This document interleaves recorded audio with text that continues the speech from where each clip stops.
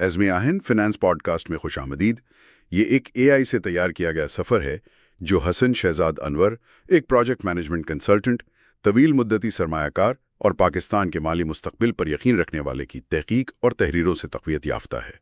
यहाँ हम सरमायाकारी की पेचीदा दुनिया को हर किसी के लिए सादा, काबिल अमल बसीरत में तकसीम करते हैं, चाहे आप तालिब इल्म हो, पेशावर हो या कारोबारी मालिक हो। हमारा मिशन वाज़ेह है, पूरे पाकिस्तान में माली खानदगी को फैलाना, ताकि हम मिलकर आने वाली नस्लों के लिए दौलत, इस्तेहकाम और एक मजबूत मईशत की तामीर करें। आइए आज की गुफ्तगू शुरू करते हैं। तो आज हमारे सामने मारी एनर्जीज़ की 2025 की सालाना रिपोर्ट के कुछ अहम नुकात हैं। ये पाकिस्तान की तेल और गैस की तलाश और पैदावार यानी ईएनपी की एक बड़ी कंपनी है। जी हाँ, बल्कि ये मुल्क की सबसे बड़ी गैस पैदा करने वाली कंपनी है। बिल्कुल, और हाल ही में इन्होंने नाम भी बदला है, मेरी पेट्रोलियम से मेरी एनर्जीज। शायद ये किसी बड़ी तब्दीली का इशारा है। हो सकता है। नाम की तब्दीली अक्सर वसीतर इरादों की निशानदही करती है। खैर, आइए रिपोर्ट का जरा तफसीली जायजा लेते हैं। ठीक है। देखिए, किसी भी कंपनी की सालाना रिपोर्ट बहुत अहम होती है। ये पिछले साल की कारकर्दगी, मुस्तकबिल की हिकमत अमली, इंतज़ामी ढांचा और मालियाती सेहत का खुलासा होती है, ख़ास तौर पर सरमायाकारों के लिए। सही। अलबत्ता ये याद रखना चाहिए कि मुस्तकबिल के हवाले से जो बयानात होते हैं वो सिर्फ इंतज़ामिया की उस वक्त की तवक्कुआत होते हैं। असल नताइज मुख्तलिफ हो सकते हैं। बिल्कुल। तो माली साल 2024-25 की कारकर्दगी पर आते हैं। आदाद शुमार क्या बता रहे हैं? जी, कुल फरोख्त यानी नेट सेल्स 177 अरब रुपए रहे हैं। ये पिछले साल 182 अरब से थोड़ी कम है। मामूली कमी है। लेकिन खालिस मुनाफा, नेट प्रॉफिट, वो 65 अरब रुपए रहा। ये पिछले साल के 77 अरब से मतलब काफी कम है। जी, ये कमी ज्यादा नुमायां है, खास तौर पर जब हम ये देखते हैं कि इसी दौरान कंपनी की हाइड्रोकार्बन की मजमूई फरोख्त वो तारीख की बुलंदरीन सतह पर थी, यानी 39.1 मिलियन बैरल तेल के बराबर, MMBLA। अच्छा, ये तो अजीब बात है। मतलब फरोख्त रिकॉर्ड पर लेकिन मुनाफा कम। बिल्कुल, यही तजाद है। गैस की फरोख्त तो तकरीबन पिछले साल जितनी ही थी, 292 अरब मुख्यब फुट। लेकिन माया यानी तेल वगैरह, इसकी फरोख्त बढ़ी है, 5 लाख बैरल से ज्यादा हो गई।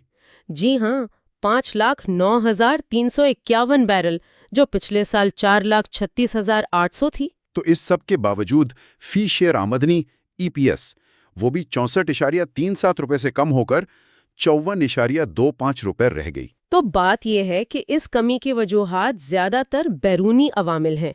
रिपोर्ट के मुताबिक एक तो मारी फील्ड पर नवंबर 2024 से 15% इजाफी वेल हेड चार्ज लग गया। अच्छा, ये नया चार्ज है। जी, फिर आलमी मंडी में तेल की कीमतें कम हुई, डॉलर के मुकाबले में रुपया मजबूत हुआ, जिससे डॉलर्स में कमाई रुपए में कम नजर आती है। सही। और गैस डिस्ट्रीब्यूशन कंपनियों की तरफ से गैस की जबरी कटौती, यानी वो कम गैस उठा रहे हैं, जिसका ताल्लुक यकीनन गर्दिशी कर्जे से होगा। बिल्कुल। ये सिर्फ मारी एनर्जीज का मसला नहीं, ये पूरे तवानाई के शोबे के चैलेंजेस हैं।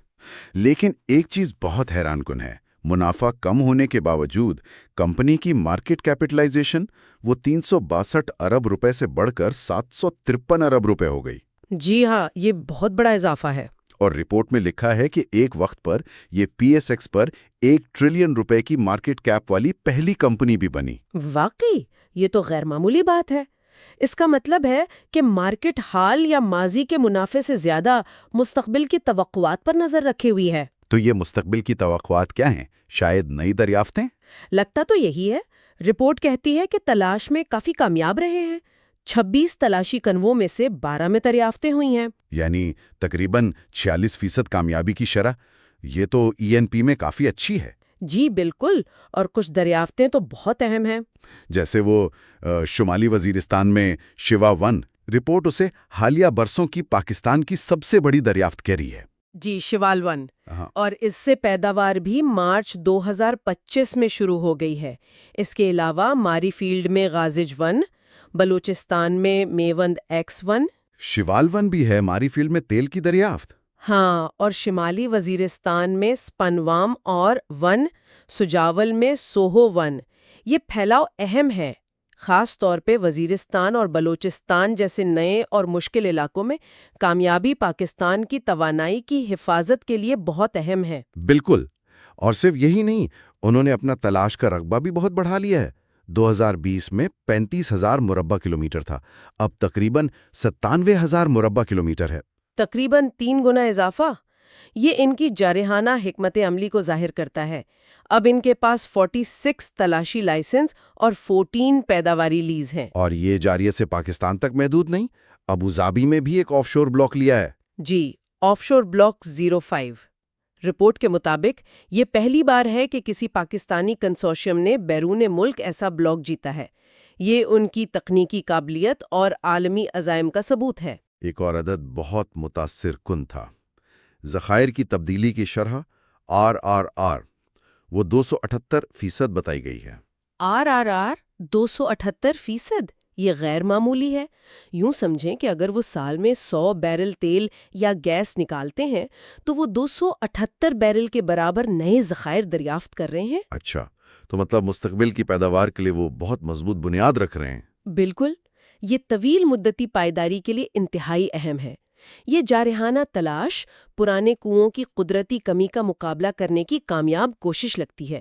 تو ایک طرف یہ بنیادی کاروبار کو مضبوط کرنے کی کوشش ہے، اور دوسری طرف جیسا ہم نے نام کی تبدیلی سے اندازہ لگایا تھا، وہ تنوع ڈائیورسفیکیشن کی طرف بھی جا رہے ہیں۔ جی ہاں، ماری انرجیز نام اسی طرف اشارہ کرتا ہے۔ وہ صرف تیل اور گیس تک محدود نہیں رہنا چاہتے۔ اور یہ صرف نام کے حد تک نہیں ہے، عملی اقدامات بھی ہیں، جیسے ماری منرلز کے نام سے ایک کمپنی بنائی ہے جو کانکنی میں جا رہی ہے۔ ہاں، چاغی میں لائسنس کے لیے جوائنٹ وینچر اور کوہ سلطان مائننگ میں حصہ۔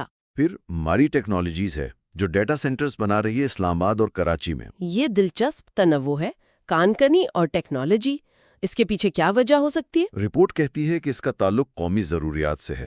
اہم معدنیات اور ڈیجیٹل انفراسٹرکچر دونوں ملک کے لیے ضروری ہیں۔ یہ منطقی ہے، لیکن سوال یہ ہے کہ ایک ENP کمپنی اتنے مختلف شعبوں کو کیسے منظم کرے گی؟ یہ ایک چیلنج تو ہوگا۔ ہاں، اس کے لیے رپورٹ میں کچھ اقدامات کا ذکر ہے، جیسے تنظیمی ڈھانچے میں تبدیلیاں، ایک نیا EDP شعبہ بنایا ہے، اور ایک اعلیٰ کارکردگی کے کلچر پر زور ہے۔ اچھا، یعنی نئی اقدار، پرفارمنس اسکور کارڈز وغیرہ؟ جی بالکل، دیانت، اتحاد اور عمدگی کے نام سے نئی اقدار۔ یہ ضروری ہے۔ تنوع صرف نئے شعبوں میں جانے کا نام نہیں، انہیں کامیابی سے چلانا اصل کام ہے۔ تو ان کی حکمت عملی کے 3 ستون یہی ہے: بنیادی کاروبار مضبوط کرنا، تنوع اور ESG میں قیادت۔ اب آتے ہیں مالیاتی صحت اور شیئر ہولڈر ویلیو پر۔ منافع یعنی ڈیویڈنڈ مالی سال 25 کے لیے 21.7 روپے فی شیئر تجویز کیا گیا ہے۔ یہاں وہ بونس والی بات اہم ہے۔ ہاں بالکل، پچھلے سال 800% بونس شیئرز دیے تھے، یعنی ہر شیئر پر 8 مفت شیئرز۔ اس لیے اس 21.7 روپے کا پچھلے سال سے براہ راست موازنہ نہیں کر سکتے۔ صحیح، 800% بونس کا مطلب ہے شیئرز کی تعداد 9 گنا ہو گئی، تو 21.7 روپے فی شیئر اب پہلے سے بہت مختلف بنیاد پر ہے۔ ان کا ڈیویڈنڈ پے آؤٹ ریشیو کیا ہے؟ وہ 40% ہے، یعنی منافع کا 40% حصہ تقسیم کر رہے ہیں۔ ٹھیک ہے، تو پالیسی میں تسلسل نظر آتا ہے۔ اور جیسا ہم نے کہا، کم منافع کے باوجود شیئر ہولڈر ریٹرن قیمت میں اضافہ ملا کر 115% سے زیادہ رہا۔ یہ مارکیٹ کے اعتماد کی وجہ سے ہے، لیکن مالیاتی صحت میں گردشی قرضے والا خطرہ اب بھی موجود ہے۔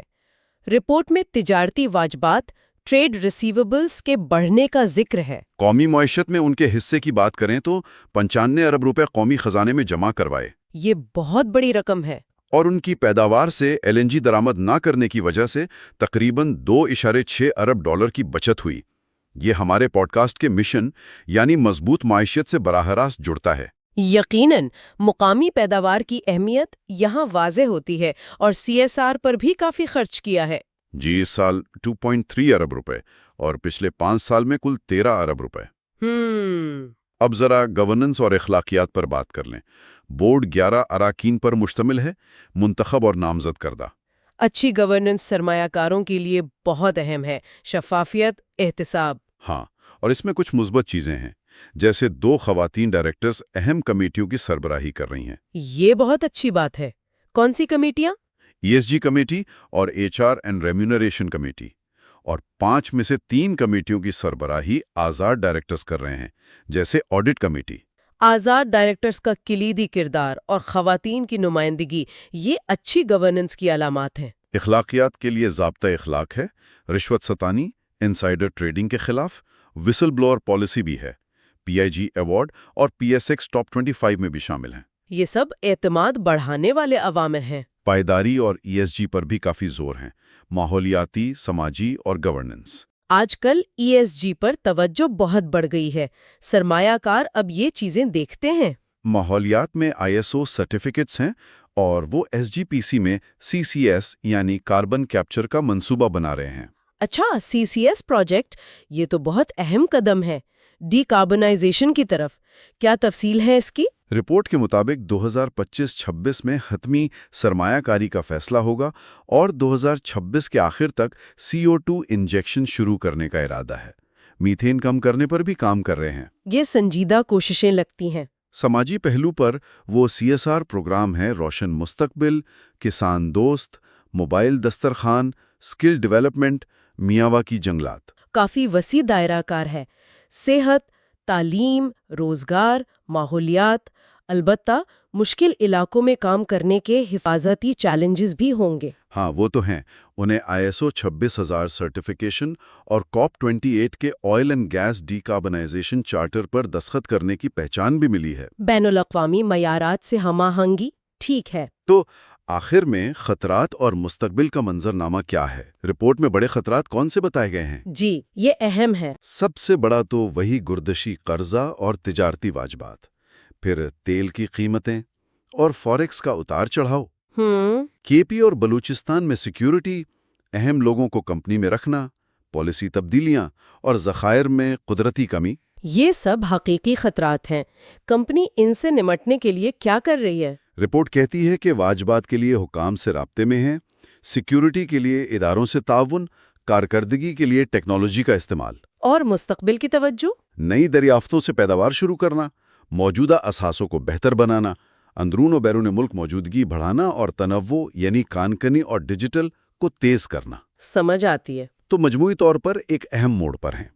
بنیادی کاروبار بھی چلانا ہے، نئے میدانوں میں بھی جانا ہے اور چیلنجز بھی بہت ہیں۔ بالکل، ایک پیچیدہ مگر دلچسپ حکمت عملی ہے۔ اس ساری گفتگو کو ذہن میں رکھتے ہوئے سامعین کے لیے ایک سوچ طلب سوال یہ ہے، مائع انرجیز کی اپنے بنیادی توانائی کے کاروبار کے ساتھ ساتھ کان کنی اور ٹیکنالوجی جیسے نئے شعبوں میں تنوع ڈیورسفیکیشن کی طرف تبدیلی کو دیکھتے ہوئے پاکستان کی دیگر قائم شدہ صنعتوں کو مستقبل میں کامیابی سے ہمکنار ہونے اور بدلتے ہوئے حالات کا مقابلہ کرنے کے لیے کس قسم کی نئی مہارتوں، ٹیکنالوجیز اور شراکت داریوں، پارٹنرشپس کو اپنانے کی ضرورت ہوگی۔